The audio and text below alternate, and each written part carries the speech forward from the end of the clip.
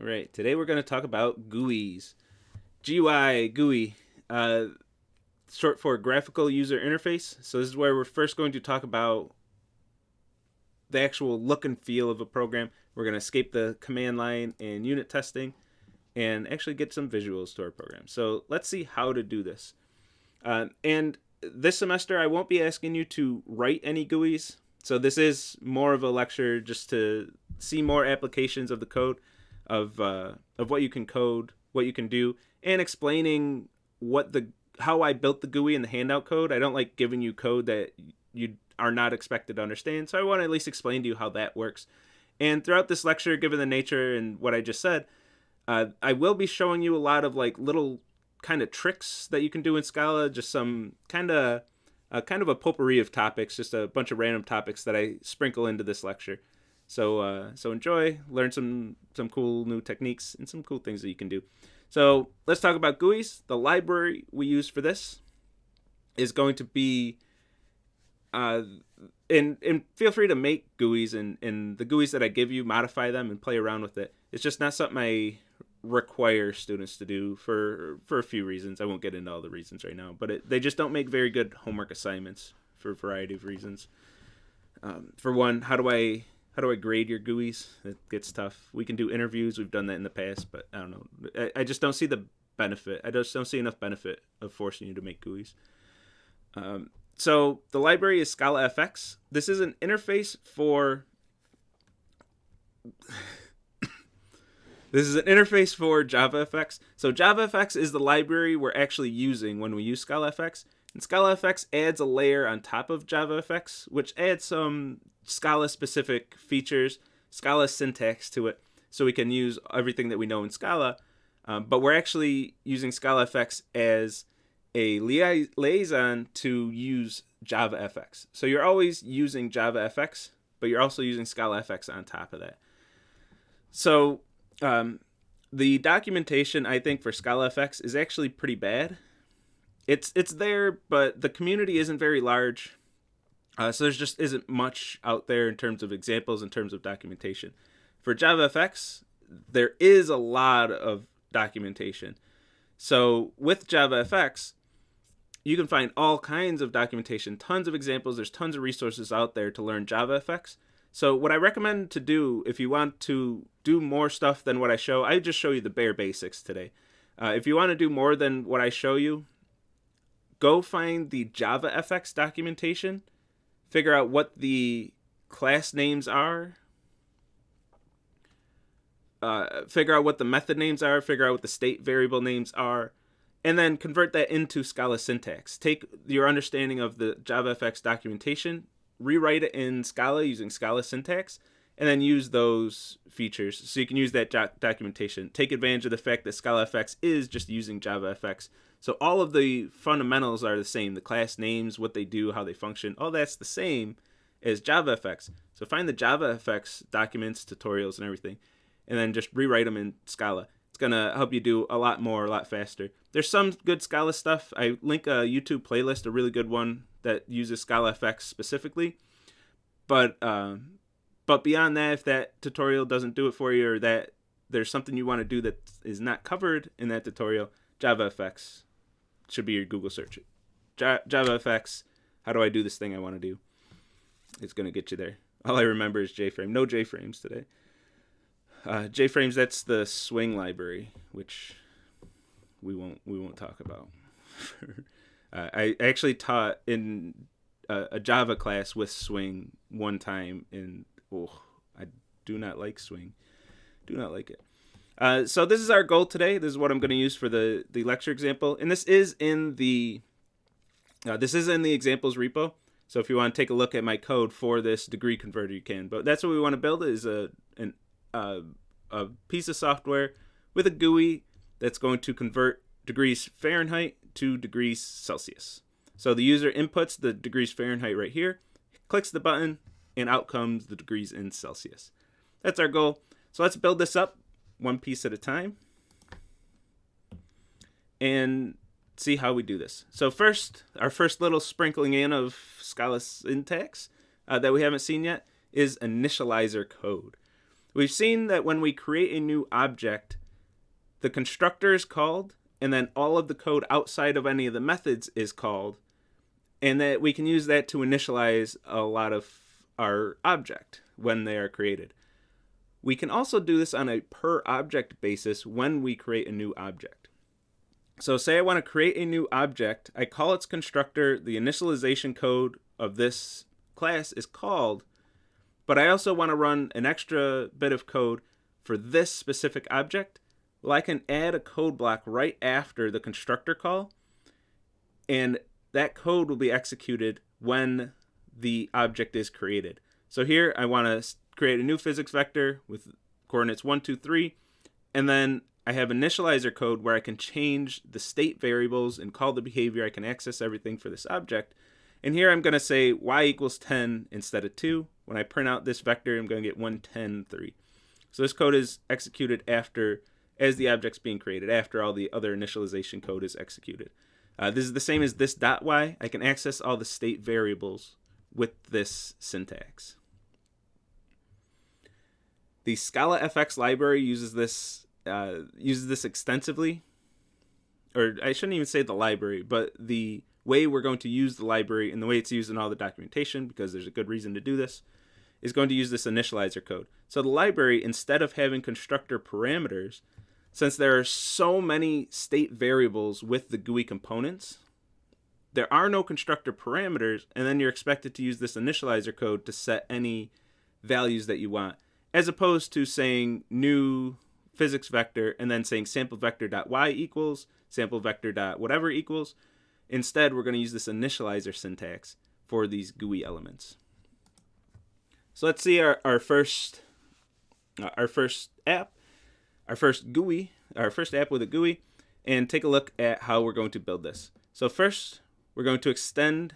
Actually, I gotta click through my slides. I always get ahead of my slides. So first, we're going to import all of the classes that we need, and all the classes and objects that we need for our app.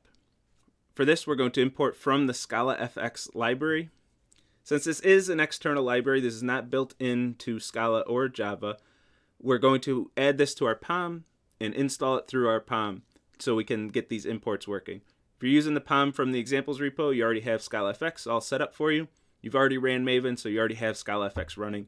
And that lab in week 1, was that week 1, where you cloned the repo and ran that GUI, that verified that you have Scala FX and Java FX both installed.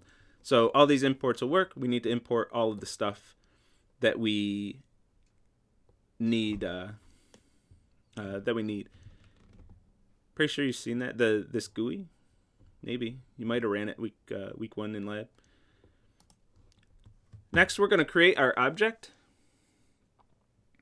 So our object, whatever we want to name it, this is going to be our main program. We only want one GUI when we run the program, so we are going to make them objects. And we're going to extend JFX app. JFX app has everything that we need to be a GUI, including a main method. We're not going to write our own main method. That's handled by JFX app. So we're going to extend all of the functionality of JFX app, and then just give it our specific, set the specific things for our code, including the stage, this.stage, which is a state variable that we've inherited from JFX app. We're going to set the stage to something that's going to contain all of the data for our GUI. You can do, I see in chat, you can do import scalafx._. That will import everything from scalafx, but scalafx has a lot of different packages. So if you just do import scalafx._, you're going to have to say object sample GUI extends application.jfxapp. In primary stage, you have to do application.jfxapp.primary stage. You have to give the package names if you do that, if you're only importing scalafx, the top level package. Scene.scene, you're going to have to include all those. So since we have a lot of classes that are in a lot of different packages, it makes sense to have them in separate import lines so you don't have to be specifying those package names all the time. It gets tedious. You're probably trying to do import scalafx._ to save time, and it's going to end up costing you a lot more time and frustration because you got to put all these package names all over your code. It makes your code less readable. It's just kind of gross. So we put all those package names up in the import statements. And then our primary stage is going to contain everything that we need for this app, including the title. This is a string, and you can see we're using this initializer code already. Create a new primary stage, no constructor. But the primary stage has tons of state variables. And then with this initializer code, we're just going to pick and choose what variables we want to assign values to and which ones we're comfortable just taking the default values for. So title, we don't want the default value. We're going to set this equal to what we want it to be. And whatever the title is, whatever string is stored in the variable title, that's going to be what's showing in the, geez, what are these even called? The header, I guess? The window, the top of the window. That's what's going to be displayed there for this window. It's the name of our window, I guess. And then scene is another variable. This is what's going to contain everything that's displayed in the window itself. So everything that's in this window, that's what the scene is. The scene is showing. Window title bar, that's what that scene is showing. So in the window title bar, that's what the title is going to show. It's right there. So let's start adding some elements to this and make it more interesting. You can see we got more imports. And again, different package. These are in different packages. So we're going to put all the package names up in our imports so we don't have package names all throughout our code. So we don't have all that clutter in our code. We'll confine the clutter to the import statements. So let's add some elements. We need 2 text fields and a button. So let's start with the text fields. You have to import anything that you use. So like I'm going to use text field here. So I have to import text field. Anything that I'm going to use has to have an import statement. I'm using a lot of classes here that are defined in the ScalaFX library. So I have to import all the things that I use. So notice on this page, on this slide, I'm only importing 3 things because I'm only using 3 things from the library. 3 classes, well, 2 classes and an object. And here I'm using more things, so I have to add more imports for each thing that I'm using. I added VBox and text field here. So I have 5 imports now. JavaFX app is a trait. Yeah, I think it is. I didn't read. I have that on a slide somewhere, but yeah, JavaFX app is a trait. So let's add some things. So we have to import all of the classes and objects and traits, anything that we're going to use, and make sure you're importing these from ScalaFX. There is one exception to this that we'll see later, or where we have to import from JavaFX, but JavaFX and ScalaFX have a lot of the same class names. When you just type, if you're just typing code, and then IntelliJ is going to say, hey, you didn't import that, let me import it for you. The auto import is sometimes going to say, hey, I found this in JavaFX, I'm going to import it for you. Don't do that. Don't fall in that trap. Make sure these are all ScalaFX for these GUI elements. Because there is a JavaFX text field, primary stage, scene. Those exist in JavaFX as well. Make sure you're importing these ScalaFX versions of things, or else you're going to have a bad time. Unless you do all JavaFX, but you can't mix and match these very well. It's easy for things to break if you're mixing them. You imported JavaFX? Oh no. There is one case, like I said, where we do import JavaFX. Whenever we're dealing with events, we do have to import JavaFX or else things break.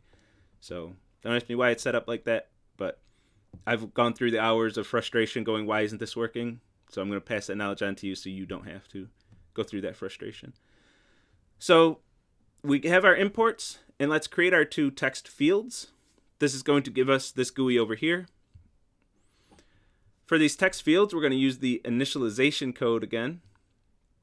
We're going to create the text field, no constructor parameters, but we're going to set any variables that we want if we don't want the default values. Here I'm going to set the style to be 18-point Arial. And for the output text field, the one that's going to display the degrees in Celsius, I don't want users to be able to change the value in that text field. So I'm going to set this editable variable to false, which defaults to true. Most of the time we have text fields, we want people to be able to type in them. This one I want to use as an output.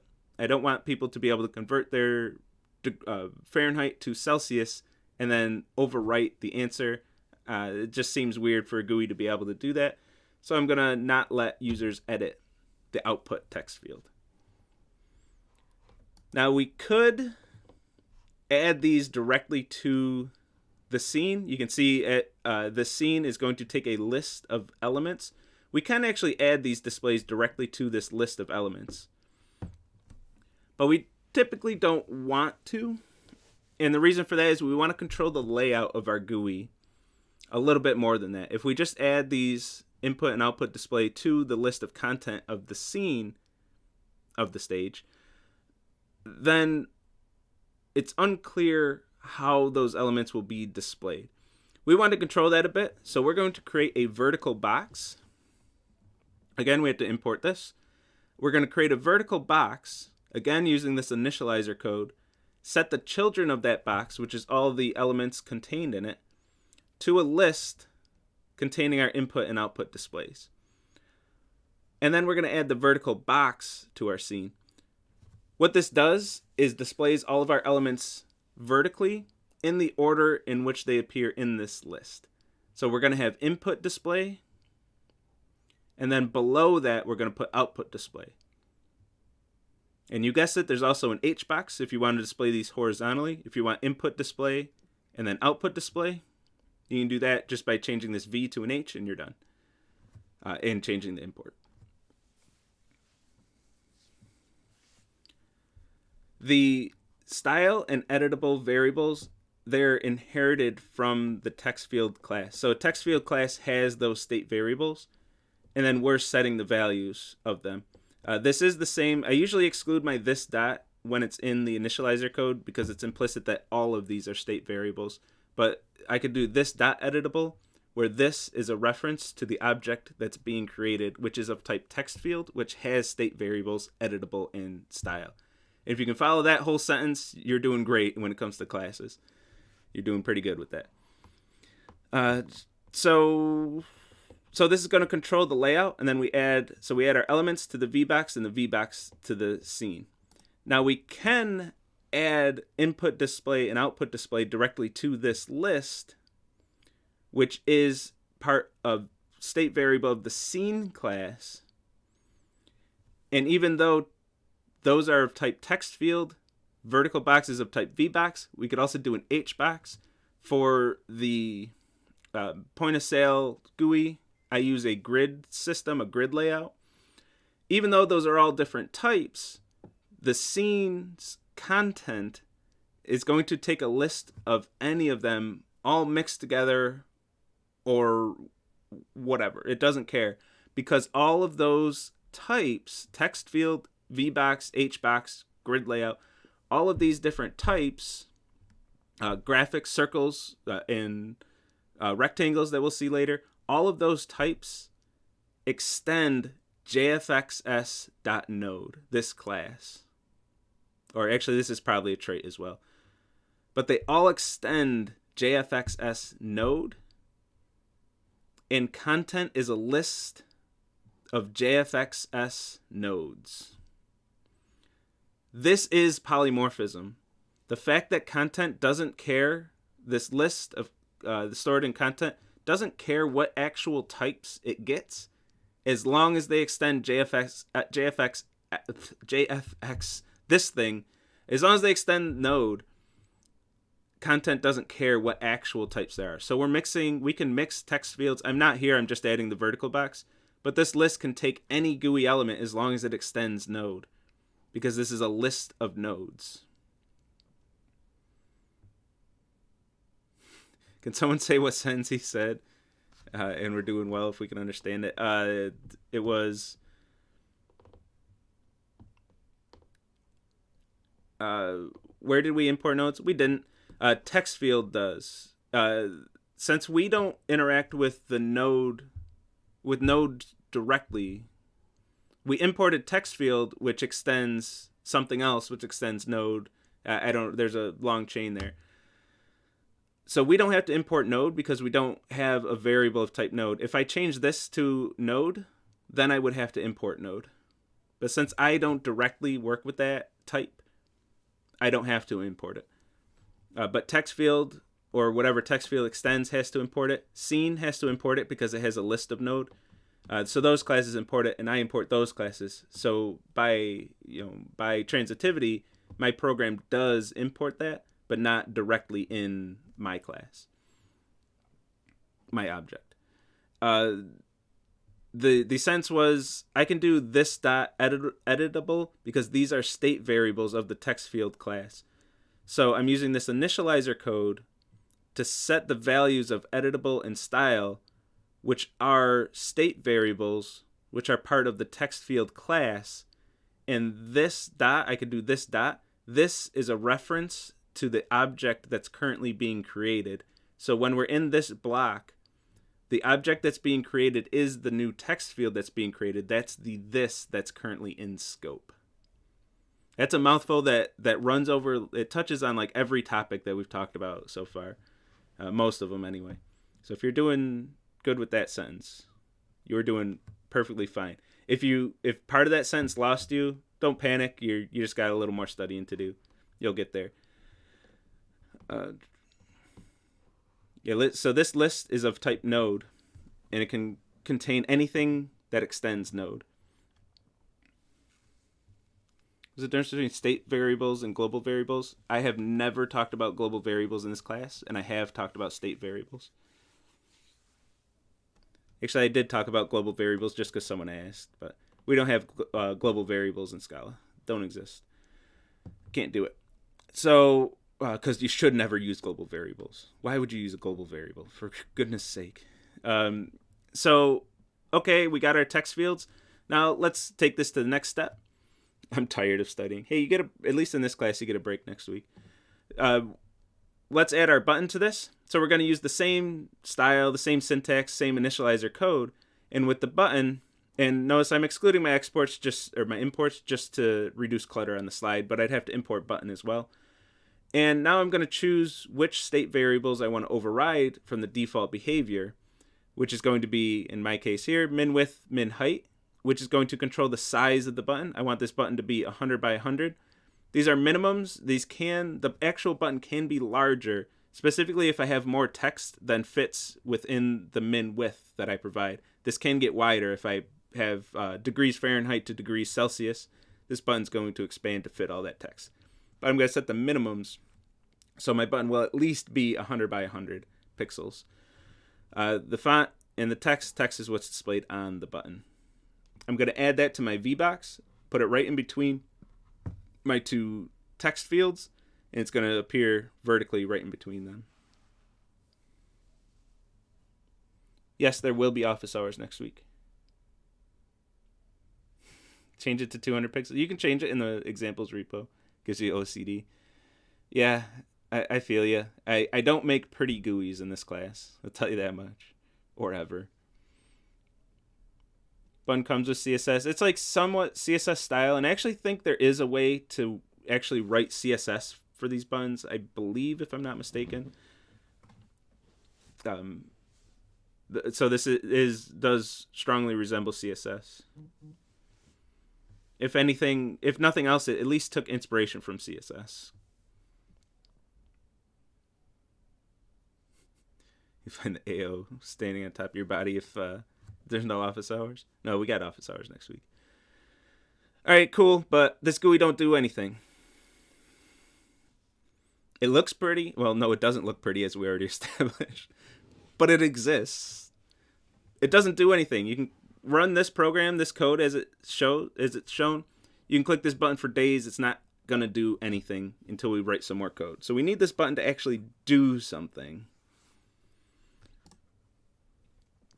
So let's add an action or an event handler to this that's going to listen for actions, which is the button being clicked, and call code based on that action occurring, or that event, as we call it. This is your first exposure to event-based architectures. We want some code that's going to execute when an event occurs. So any program you've written so far is going to, actually not quite, because you wrote a web server in 1.15. But most programs you've written, you're going to write code.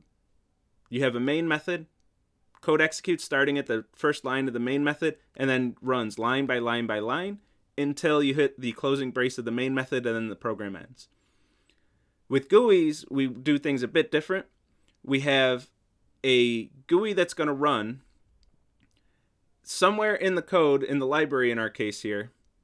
We're going to enter an infinite loop, which is going to wait. Although the web, you didn't like the web server project? It's a fun one. You learn a lot. You're supposed to anyway. You enter an infinite loop that just waits for events, and whenever an event occurs, there's code that's executed based on that event. So that's what we're doing here. We're listening for the event of the button being pressed, and we want to run some code when that button is pressed. We want to write code that's executed whenever a user presses that button or clicks on that button. So that's what we want. To accomplish that, we're going to create an object. This button listener, this is something I've written. I'm going to show you that on the next slide. This button listener, and assign it to this onAction variable, state variable, which is part of the button class. So I'm going to get a new button that contains an onAction variable,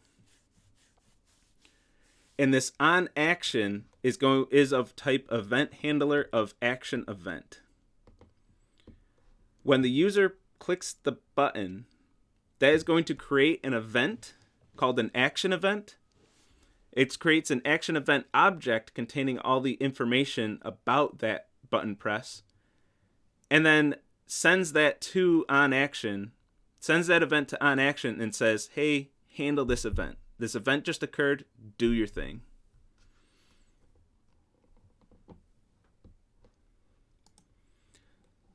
So that means we need an object of type event handler of action event. This takes a type parameter, which is just like when you create a list or a map, you give it type parameters. We can do that in our classes as well. So instead of creating an object with using a type parameter, like creating a list with a type parameter, here we're actually given the type parameter in a class as we're extending it. So this is going to be a button listener, which is of type event handler with a type parameter of action event. So we're going to extend event handler of type action event because that's what the type of onAction is, and that's what button is expecting. Button, all it knows is that it has a variable of type event handler of action event. So the only thing button knows, the only thing button is guaranteed, is that whatever object is stored in onAction is going to have a handle method, which takes an action event and returns unit. So that's what we need to do. We need to provide this handle method, which takes an action event and returns unit, which is defined in the event handler of action event. I believe this is, actually I think this is an interface. It's a Java interface. We're going to implement that method that we inherited, override any behavior which exists, which is none from the event handler. Event handler doesn't have any default behavior. We're going to override that handle method and add any code that we want. This code is going to be executed. This code is going to be executed whenever the button is pressed, because we've attached this button listener to our button. This is the one exception for the imports. Any event-based code, any event-based types need to be imported from JavaFX. Don't ask me why. I don't know. It's just the way things are set up in these libraries. So action event, event handler, make sure those are from the JavaFX portion. The JavaFX library, not ScalaFX. So we have to implement this handle method. Again, I got ahead of my slides a little bit. The button knows that it has something of type event handler of action event, which says anything that extends me has to have this handle method. So the button knows this method exists, so it can be called it doesn't know what that method does, but in this case, since the object that it stores in onAction will be of type ButtonListener, this is the method that's going to be called when that button is pressed. So we're going to override this method and give it our definition. This is what we want to happen when the button is pressed. And I want access to both of the displays. I want to pull whatever the user has in the input display, convert it to Celsius, and then write that to the output display using this .text.value. So I need references to each of those text fields. There are a few different ways we could do this. The way I wanted to show here, I actually do this in a different way later in the slides. The way I wanted to do it here was pass references to each text field in the constructor of the ButtonListener. Now I have references to both of those displays, which are on the GUI. The GUI has references to the same exact text fields. So as the user edits the data in this input display, I'm going to see that change because I have a reference to that input display. Pull that number from the user and then write to the output display. I saw the question, the F here. This is formatting the string. This is saying I'm going to give it one floating point value. Show me at least one position before the decimal. So I want a leading 0 if it starts with 0. And 2 positions after the decimal. So it's going to effectively round to 2 decimal places. And I want to print out the Celsius variable. So it's a way to format so I don't have, like if I have a truncation error or a repeating decimal, I don't have all that clutter on my GUI. I'm going to round to 2 decimal places is what I'm doing there. And now since ButtonListener is a class, we can do, even though we're extending event handler and attaching this as a button and everything, don't let that distract you from the fact that this is a class and we can do anything we want with classes, including adding extra methods. So I wrote a helper method here just to reduce clutter in my handle method and organize my code a little bit. Handle is addressing the, interacting with the GUI and the user. And I want to separate that from my logic of actually doing the math of converting degrees. So I pulled this out as a separate method just to make my code a little more clear. I'm getting the input from the user, I'm doing my logic, and then I'm giving the output to the user. So since this is a class, I can do that. I could add more state variables. You already saw me add a constructor. We can do whatever we can do with classes in this thing. We don't have to be distracted by the fact that we're extending event handler and doing buttons. Anything we can do with classes, we can do here as well. So now that we have our ButtonListener class, which extends event handler, we can attach this whenever we have a button where we want this behavior, which is right here somewhere, which we already seen. New ButtonListener. I'm going to call the constructor. I'm going to give it my input and output displays, references to them. And now with that change, our button actually does something, and then we get rounded to 2 decimal places here. And that's our degree converter. Between this and the ButtonListener class, it's our entire degree converter. Any questions on that? Neat. Whack. Neat. Make up your mind.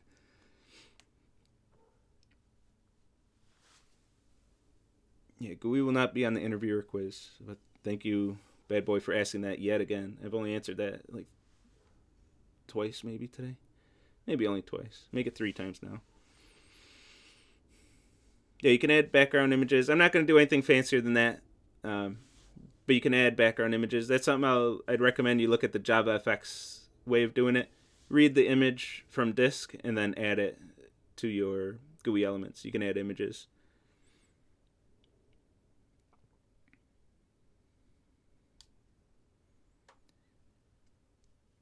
How could we add a C to F?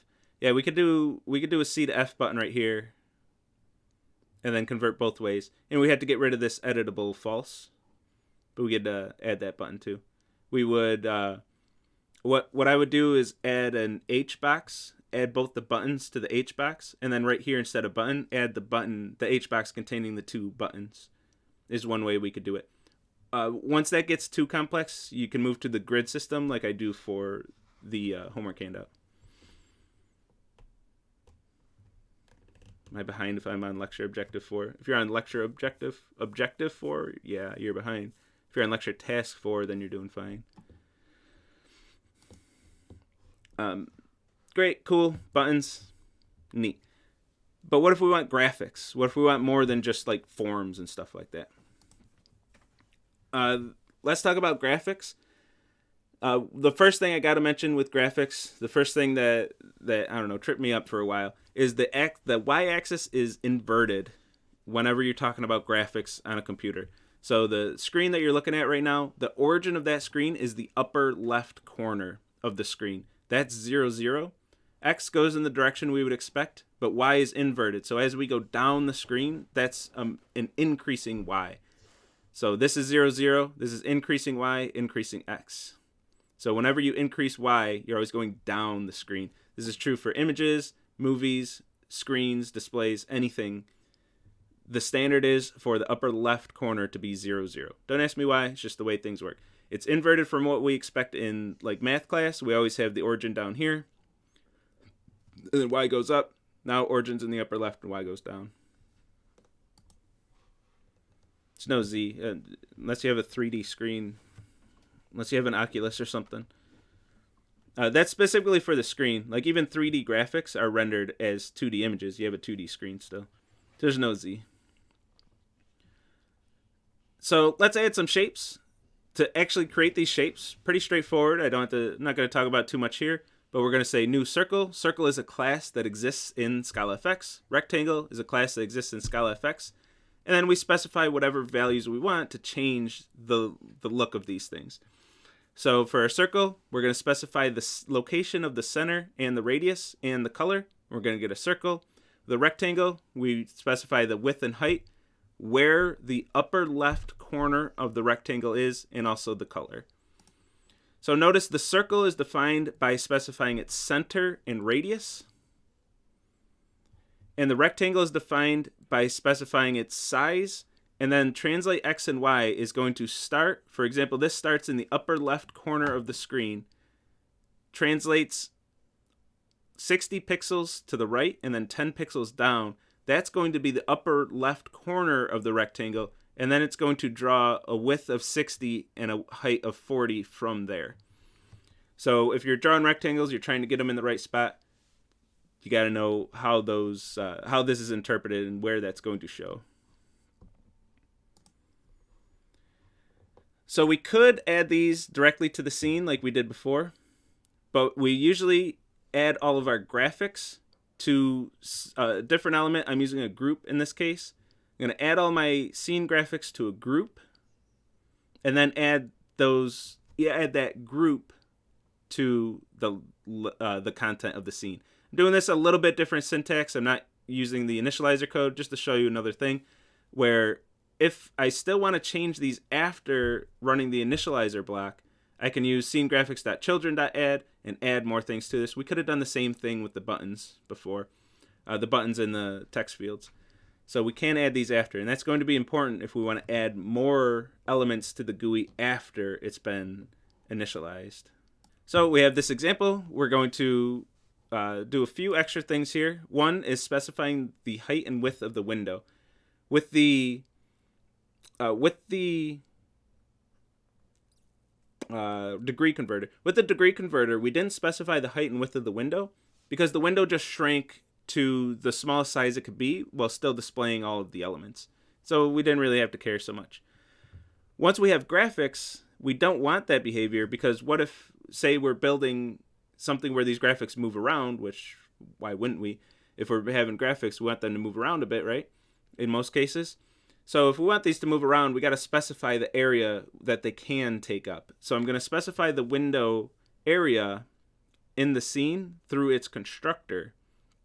And now I have a fixed height and width in pixels of my window, of the scene for my window. I'm going to create a circle, specify the center, the radius, and the color. Add that to my scene graphics. Add the scene graphics to the scene. Cool, right?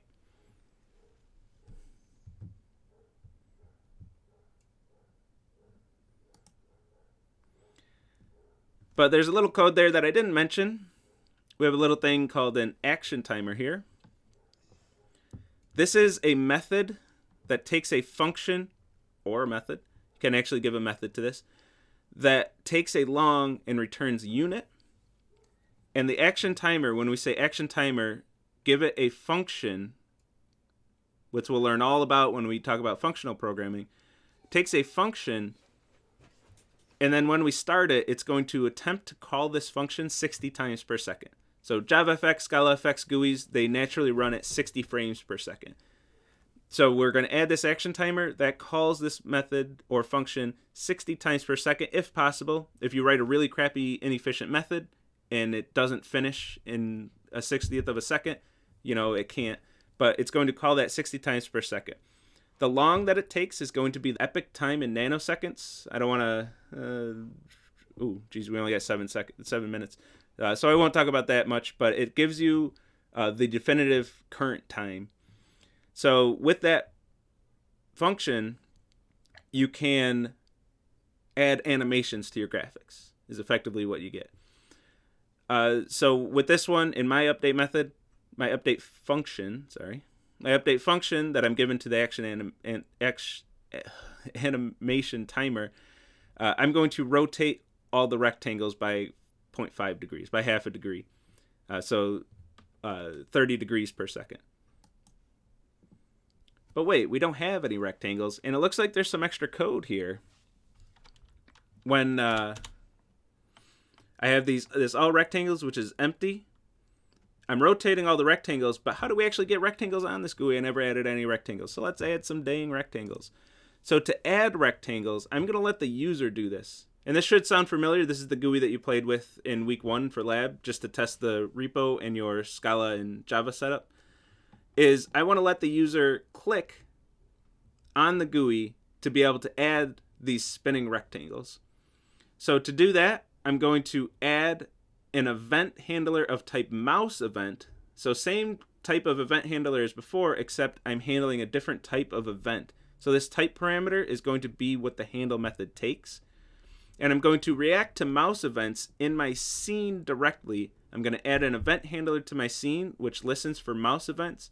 I'm only going to listen for mouse clicks, and I'm going to give it an object of type mouse event handler, which extends event handler of mouse event, which is what the event handler needs. If I'm adding an event handler that handles mouse events, I have to give it an event handler of type mouse events. And then whenever a mouse event occurs, in this case, whenever a mouse is clicked, it's going to call this object's handle method and get this behavior, which in our case, I'm going to draw a rectangle on the screen. That event control contains information about the user's event. In this case, I didn't use it before with the button click, but in this case I do want to use that because I want the X and Y location of that click. So I know where the user clicked. I'm going to pull that information and create a rectangle at that location and then add it to the GUI. I said I'm doing things a little different in this one. I'm not taking any constructor parameters. I am accessing the GUI directly from this class. Since GUI is an object, it's always in scope, and I can say GUI2D dot to access the state and behavior of that object. So something, it's not I don't know. I always get nervous doing this. I don't think it's a great thing to do. It's getting too close to a global variable for my tastes, but this is something we can do, and I do it in this one instance. I got way ahead of my slides. You can read those on your own, but it says the same things that I said. And then these rectangles will rotate. We can do the same thing with keys. I don't want to talk about this too much, but we can do the same thing with keys. An event handler of key event.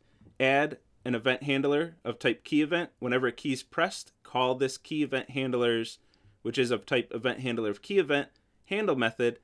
And then I'm going to get the code, which is the key that was pressed, and listen for a WASD to be able to move the player around the screen.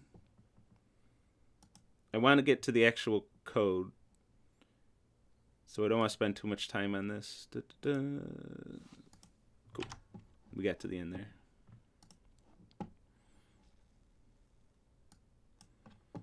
And that whole example that I went through in the slides is in the examples repo. So feel free to take a look at all that. one lecture at a time. And by the way, I mentioned this at the top, but those of you who came in late or are only half paying attention, I don't ask you to write GUIs in this class. So I am going a bit fast in this lecture and there's just ripping through a lot of content because you're not responsible for this. This is for you, for your benefit, just to understand how software is working and how you can build cooler things. If you're one of the students who's saying you're stuck on LT2 still, don't feel bad that you're overwhelmed in this lecture. You need to focus on getting caught up on stuff. And if you just take the GUIs I give you and use them, that's okay. So here's my self-checkout GUI. You can see all my imports. Extending JFX app. Creating this self-checkout model. This stuff you should be very aware of for those of you on LT5 at least. Creating a new self-checkout and calling your prepare store method. This prepare store method isn't used in any of our testing, but it is called by the GUI right here. So whenever you run your GUI, your prepare store method will be called because it's being called right here. Yeah, and you can make your own GUIs. This is where things, for a lot of students, this is where things get really exciting, when you can actually make your own GUI, your own software with a GUI that you can interact with and play with. It's really exciting. So I've thought about cutting this lecture completely before, since I don't test you on it, but I can't do that because it's too interesting for students who are keeping up with the course. So I'm going to call your prepare store method right here. So all of your items in your prepare store method are in that self-checkout that the GUI is talking to. Add a text field, cool. Create a new receipt display. Has some logic on it to actually format the receipt lines. For example, I'm doing that rounding to 2 decimal places again, to actually display those in a nice looking way, so you don't have a mess of the receipt data. So that's my own class. It is a text area, and we have the text field here. And I want to talk about I might talk about this again on Friday, but the 2 things I want to point out, actually 3 things. First of all, I'm listening for every mouse click. Whenever a mouse is clicked, I'm calling update display, which is going to clear your entire receipt area, call your receipt lines and display string, and then display all that information on the GUI. So every time a button is clicked on this GUI, every time the mouse is clicked on this GUI, your receipt lines and display string are going to be called, and the GUI will be updated with whatever the current return values of those methods are. The second thing, I'm using a grid pane here to organize my elements. If I could use VBoxes and HBoxes, but it's going to get cumbersome after a while. I'm creating a grid pane where I can add elements to it and specify where that is by index in a grid-based system and how large that element should be. Default of 1, 1. So like the button containing 1 is at the column 0, row 1, and is going to take up 1 cell in this grid. The scan field is going to take up 4 columns in 1 row because I want that to be 4 columns wide at the top of all the buttons. The receipt area is going to be 2 columns wide and 5 rows tall because I want that to take up that much area. So I can control where all these elements are on this grid system, which just in case you need a refresher, that's going to look like this. So this is 4 columns wide. This is 5 rows tall and 2 columns wide. And then all the buttons are 1 row and 1 column wide. They take up 1 cell in this grid. So this is 0, 0 in the grid, 0, 1, etc. Again, starting at the upper left is 0, 0. And the last thing I want to point out with this GUI are the action handlers. So each button is going to take an event handler, which I put this in a separate class, and I give it an event handler when I create a new button. So I can control the look and feel of each button. If you want to make bigger buttons, just add them here. If you want to make your buttons wider, go ahead. You just change it once and it changes all the buttons. But this takes an action event handler when I create each button. So I create a new button and I give it an action handler, where here I'm saying new number action, new clear action, enter action, checkout action, cash action, credit action, loyalty action. Those actions are defined in the controller of this software, which model view controller, by the way, is what we'll talk about for most of Friday, to explain how this is organized. In this actions, I'm creating classes for each of those actions. Clear action, enter action, all these ones that we just saw in the GUI that I'm attaching to my buttons. And each one of these extends event handler of action event. So each one of these classes that I'm writing extends event handler of action event so they can be attached to buttons. And their handle method is going to call your self-checkout model method relating to that button. So credit action is an event handler of action type, so it's going to react to button presses, and its handle method calls your credit pressed method. And it has a reference to your self-checkout model,